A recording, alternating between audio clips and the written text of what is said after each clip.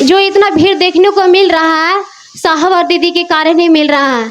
अन्यथा हम लोग को कहाँ पता था कि आइए भगवान शिव को अपना गुरु बनाइए। भगवान शिव को हम मंदिर में भगवान के रूप में पूजा करते थे, लेकिन हमें को ये पता नहीं था कि भगवान ये शिव जो हैं जो ये अपना भी हो सकते हैं।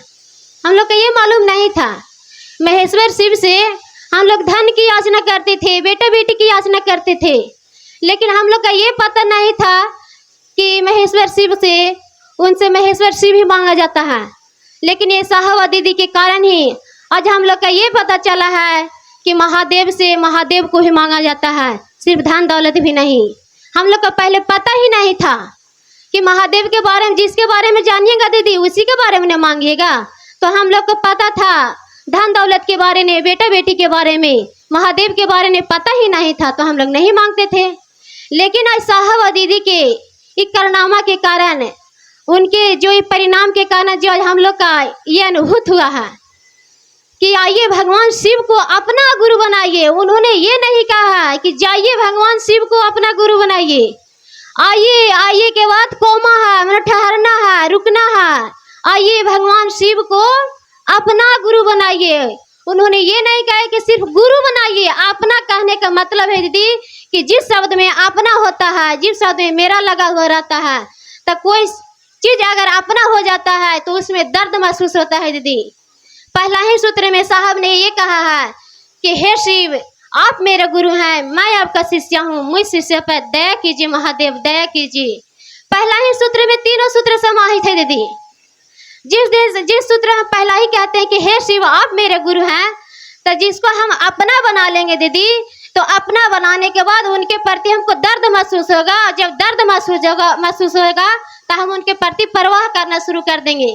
जब हम परवाह उन्हीं के लिए करते हैं जो अपना होता है, प्रणाम उसी को न करते हैं जो अपना होता है, गप भी हम उसी को करते हैं जिनके बारे में हमको जानकारी होता है।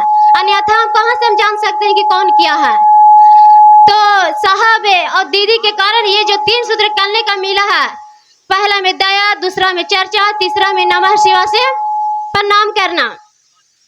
तो पहला में करना है हे शिव आप मेरे गुरु हैं, मैं आपका शिष्य हूँ, मुझ शिष्य पर दया कीजिए महादेव, दया कीजिए। आप नहीं दया कीजिएगा महादेव तो कौन करेगा महादेव, मेरे लिए तो सब कुछ आप हैं महादेव, आप मुझ पर दया कीजिए महादेव।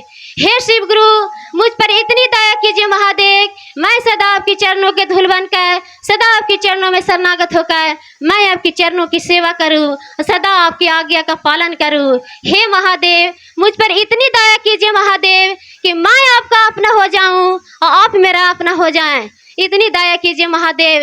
हे शिव गुरु मुझे चर्चा करने का ज्ञान दीजिए महादेव, मुझे कुछ नहीं आता है महादेव, मुझे चर्चा करने का ज्ञान दीजिए महादेव, मुझे आगे बढ़ने का ज्ञान दीजिए महादेव। जिस तरह से दीदी और भैया आगे बढ़ रहे हैं, जिस तरह से दीदी आज अनपढ़ से अनपढ़ भी गुरु बहना गुरु भाई आकर मंच पर चर्चा दे रही है, उसी तरह से हर के दिल में ये शिव गुरु की धारा, ये जो प्रेम की धारा है ये बहे।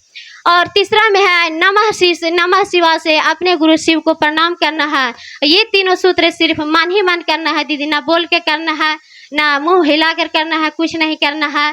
तो सबसे पहली बात है कि समय को देखते हुए कहने को तो बहुत कुछ मन कर रहा है, लेकिन भैया लोग आए हैं जो दूर से चलकर मैं उनको समय देती हूँ। मैं अपनी वाणी को